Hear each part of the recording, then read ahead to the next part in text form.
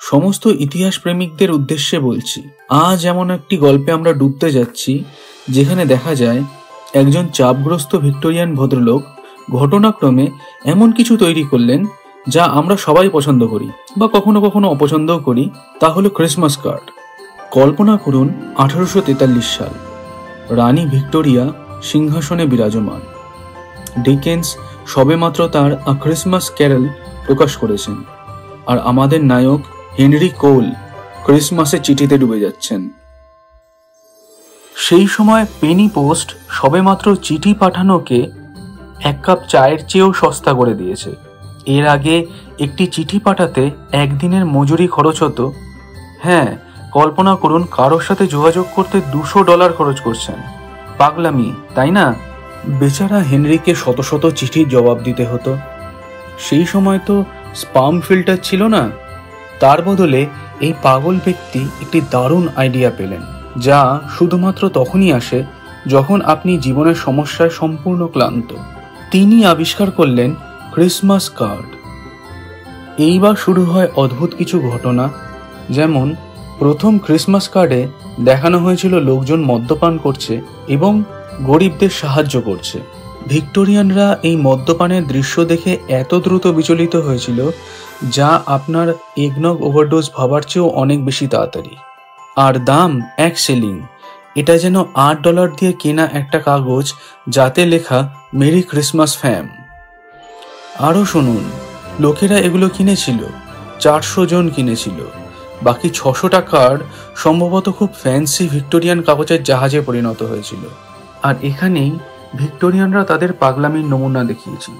প্রভু যিশুর মিষ্টি শৈশব বা আনন্দময় সান্তাক্লজের বদলে তারা প্রিন্ট করেছিল মৃত রবিন পাখি। মৃত পাখি দেখে কে না বলবে মেরি ক্রিসমাস। টুপি পরা লবস্টার, বাবারে বাবা। আর আমার প্রিয় ব্যাঙ, যা অন্য ব্যাঙদের হত্যা করছে। যেন কেউ একজন ব্যাঙের অপরাধ দৃশ্যের কার্ড পেয়ে ভেবেছে, আহা, এটা সত্যি ক্রিসমাসের ভাবনা ধরে ফেলেছে। মা মা দেখো, আরেকটা ব্যাঙের খুন। এটা কতই উৎসব মুখর বাবা। 1880-র দশকে নতুন প্রিন্টিং প্রযুক্তি কার্ডগুলোকে সস্তা করে দিল এবং কম হত্যাসক্ত করে তুলল। হলমার্কের মতন কোম্পানিগুলো এই ব্রিটিশ বিশৃঙ্খলাকে একটি বৈশ্বিক ঘটনায় পরিণত করল। আজ আমেরিকানরা এত ক্রিসমাস কার্ড পাঠায় যে আপনি সেগুলো দিয়ে পৃথিবীকে 6 বার জড়িয়ে ফেলতে পারেন, যদিও আমি তা করার পরামর্শ দিচ্ছি না। পোস্ট অফিস এই নিয়ে খুবই অদ্ভুত আচরণ করবে। আর এখানেই আসে প্লট টুইস্ট। আমাদের ইনস্ট্যান্ট মেসেজ আর ডিজিটাল সবকিছুর যুগেও ফিজিক্যাল ক্রিসমাস কার্ড আবার ফিরে আসছে।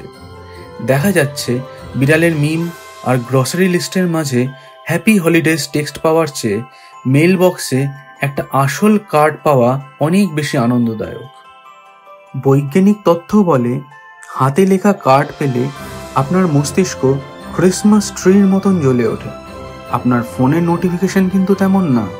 তাই পরের বার যখন ক্রিসমাস কার্ড লিখবেন, মনে রাখবেন আপনি শুধু শুভেচ্ছা পাঠাচ্ছেন না, আপনি একটি ঐতিহ্যে অংশগ্রহণ করছেন, যা শুরু করেছিলেন এমন একজন লোক যিনি ছিলেন 1840-এর দশকে আমাদের সবার মতোই ছুটির আগে চিঠির বাক্স পরিষ্কার করার চেষ্টা করেছিলেন।